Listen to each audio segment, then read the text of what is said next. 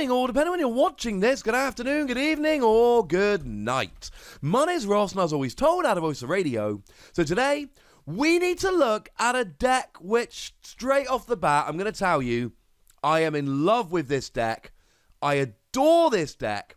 This deck makes me very, very happy indeed. You see, I was looking through the results of the Paris special event. Well, today, yesterday, depends when this gets uploaded. And I noticed that there was a very strange deck that did very, very well. You see, a lovely chap by the name of Jeremy Amram went and got top 32. Went and got a, well, top cut finish, day 2 finish, call it what you will, playing Spider Lock. Now, Limitless TCG calls it Spider Lock. Jeremy calls it Italian Spider Lock. And he is correct. Now, he's also very keen for me to point out that it was not actually himself that did derive the list. It was Niccolo Castignoli's list, apologies for the pronunciation, from Cologne Regional. And Jeremy took the list, ran with it, made a few changes. And he does say that his list was heavily inspired by Niccolo's list. So, what is it?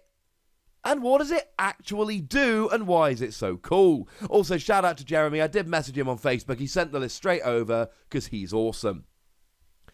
It is a list that revolves around Omastar, Araquanid, and Alolan Ninetales. It is one of these decks that seeks to frustrate your opponent, and it is very much an anti-meta deck. No, make no mistake about this. This is one of those decks where you go into a tournament crossing your fingers to face meta decks. If you don't face meta decks, you can have a very bad time. If you do face meta decks and you hit some decent matchups, you end up sitting there in the top 32 of a 350 person tournament with a deck that frankly nobody saw coming. So we'll start off then with Araquanid, because I'm a man that's got just shy of 20 tarantulas in my house. The Araquanid is the one from Ultra Prism, and it's actually a grass reprint of the one that came around in Sun and Moon, the base set. And it's got the ability Water Bubble. And what it does is it prevents all damage done to this Pokemon by attacks from your opponent's fire Pokemon. Oh, yeah, that's pretty good. You see, we got Reshiram and Charizard decks around at the moment, and we've got Blacephalon decks at the moment, and they are both seeing a lot of play and a lot of success. You whack an Araquanid up in front of them, and maybe they've got a Turtonator in there, or maybe they've got something like a Naganadel, but outside of that, they're generally not going to have many options for taking out Araquanid. But that's not all we've got here. We've actually also got ourselves a 2-2 line of Alolan Ninetales, which weirdly enough is also an alternate type reprint, because the Alolan Ninetales actually came around in Guardians Rising, but then that rotated out, so we ended up with a reprint in Team Up. And they've both got the exact same ability, Luminous Barrier.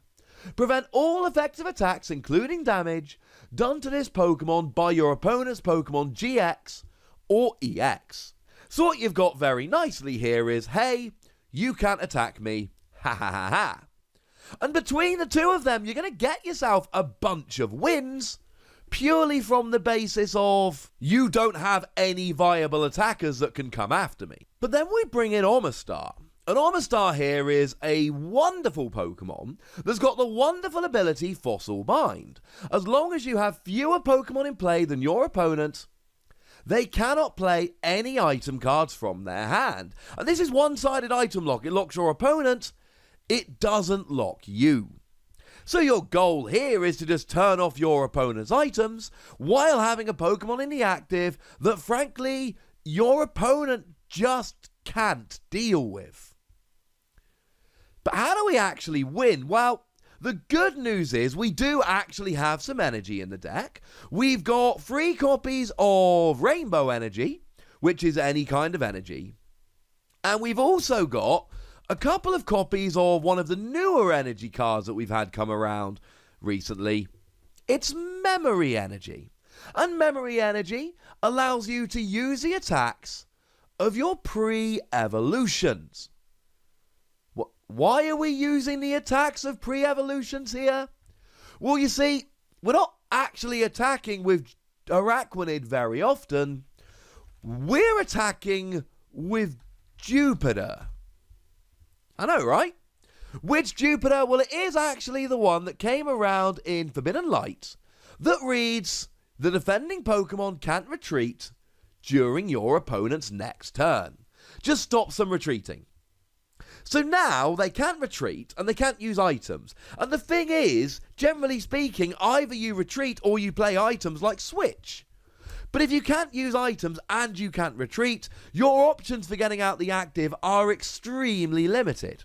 So what you do is you use Custom Catcher, obviously, to trap your opponent in the active, hopefully against something where they just cannot attack, and then you use Jupiter over and over again, just using Spiderweb, just stopping them ever doing any attacking. But we need to go back and look at the rest of the Pokemon in the deck now, because you see, these help to explain it. Obviously, we've got a Ditto Prism Star because it's a Stage 1 deck, but we also have Unknown Hand. And you see, Unknown Hand comes in here as a win condition.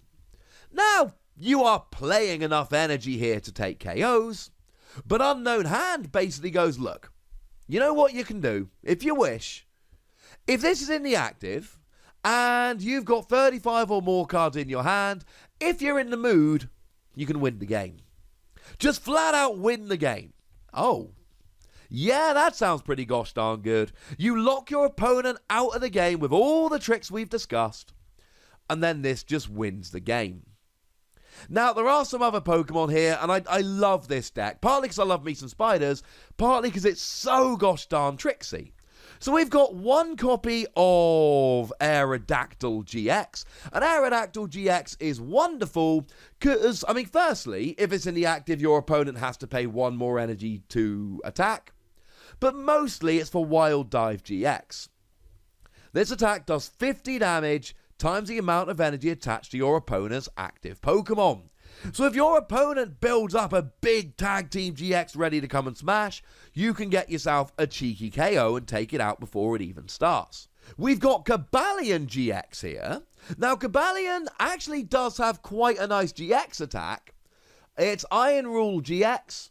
During your opponent's next turn, their Pokemon can't attack. If you just need one more turn in order to go ahead and win the game by having enough cards in hand, you just use this. It's not great in most decks because you want to attack, but this is a deck where you don't mind giving up your attack. You're buying yourself a turn, and then you're going to win. And of course, Cobalion still has his amazing ability that makes any of your Pokemon with metal energy attached immune to special conditions, because remember, Araquanid only blocks damage. It does not block other effects of attacks. The good news is Alolan Ninetales does, but Araquanid doesn't. So having a Rainbow Energy on Araquanid and a Cobalion on the bench will stop your opponent trying any of these silly special condition shenanigans. And then we've got two copies of Morile GX. Well, I've only just finished telling you about a weird deck over in Japan that played it. This plays it as well.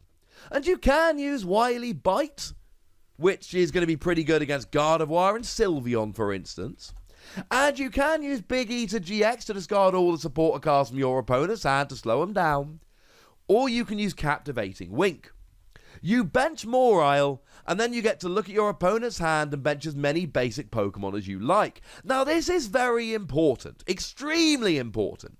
Because against Spiderlock, one of the things that your opponent is going to try and do is avoid benching any Pokemon that you can lock in the active using Jupiter against an Araquanid. So if you can find your opponent with any fire Pokemon, cast it in the active, lock it there with Jupiter, Araquanid's immune, you're fine. Your opponent has no real options, especially if they're item locked. So your opponent's going to try not to bench those Pokemon. That's where Morile comes in. Morile makes your opponent bench more Pokemon because you're doing the benching, and then they just can't do that stuff.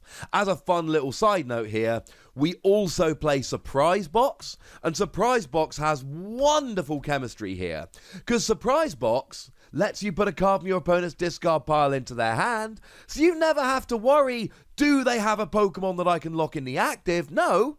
As long as it's in a discard, you play Surprise Box, put it in their hand, then you bench Morile, and now your opponent just has no options. It's ridiculous, and I love it. As a side note, again, if you cannot use Jupiter because you've not got Araquanid in the active, we have actually got Alolan Ninetales evolving from the Alolan Vulpix, which makes your opponent switch their active every turn, and for 0 energy. Although you still need the memory energy to be able to use it. It's not as good, but you will force your opponent to keep retreating, and they won't be able to use item cards, so it's kind of fun in that regard. Now, in terms of the trainer cards here, there are a few that are very important. Now, we've got the fairly standard ones. We've got Pokegear to search out, or at least help to search out your supporters. We've got Pokemon Communication to get your Pokemon. The aforementioned Custom Catcher, it's fine. But we also have some weirder stuff here. We have a copy of Gardenia. Gardenia! When was the last time you saw a deck with that in? Heal 80 damage to one of your Pokemon that has any grass energy attached to it. And you're playing Rainbow Energy here, so you're going to be able to heal all of your Pokemon very nicely indeed. And there's a couple of cards which are just crazy good here. Steven's Resolve, we got a full 4 copies of Steven's Resolve, because it lets you search for any free cards and your turn ends. Well, there's going to be plenty of turns where you're not really attacking. Obviously, if you've got Jupiter in the active, you're going to want to attack every turn. But other than that, and by Jupiter I mean Araquanid with memory energy. But other than that, there's going to be plenty of times you're just happy to end your turn. We've also got 2 copies of Giovanni's Exile here, and Giovanni's Exile is very important, because it is a stadium card that lets you discard 2 of your bench Pokemon that have no damage counters on them. Remember, Omastar only blocks items if you've got fewer Pokemon in play than your opponent. Not the same number as or fewer, fewer. Giovanni's Exile is how we make sure we get this working. And we've got Pokegear in order to search it out, and we've got Lusamine in order to recover it. And then we've got Pokemon Research Lab. You see, we're relying on Omastar, and we're also playing Aerodactyl not for nothing. And Pokemon Research Lab allows you to search for 2 Pokemon that evolve from unidentified fossil and put them straight onto your bench. It's not Omastar, but it's Omanyte, and then next turn you can evolve up into Omastar. It's so important this deck actually plays Stadium Nav as well, so that you can increase your chances of finding it on the first turn. Because what the ideal situation is, you go first, Pokemon Research Lab for a couple of fossil Pokemon. That's what you really want to do when you can't attack anyway. Or maybe Steven's Resolve. I suppose it really depends on the matchup. But item lock is going to be pretty big in any matchup. We've then got 4 copies of Bill's Analysis that helps you dig for your trainer cards. And a couple copies of Tate and Liza. They are shuffle draw, but they're also working nicely as switches. This is my kind of deck. I adore this deck. It's not going to be good against everything. There's going to be a bunch of non-fire, non-GX decks that can just casually set up an attack here. But anytime you can get the item lock sticking, it gives you a chance against anything. And there are a bunch of meta decks which just cannot stand up to this. And that's kind of amazing. Maybe you win by playing Unknown Hand. Maybe you just let your opponent deck out and you win that way. Maybe there's the odd game where you even attack to win. But either way, this is a lovely deck, and I'm a little bit in love. Thank you very much to Jeremy for sending me a deck list and making my life much easier. Lovely, lovely man. For now, ladies and gentlemen, I'd like to know what you think about this. So let me know in the comment section. Go nuts, be nice. And then make sure you like this video, subscribe to this channel, follow me on Twitter at TheWassy, and Twitch for some live action at twitch.tv/PTCGRadio. If you want to support the channel, get some bonus podcasts and all that good stuff, head on over to patreon.com/PTCGRadio, where you can do exactly that. And please do make sure you're checking out youtube.com/WassyPlays, where we talk about a whole bunch of games that don't even have any Pokemon in. But by far the most important thing, as always, look after yourselves till next time, would you? Thank you very much for watching. My name's Ross, and you've been watching PTCG Radio.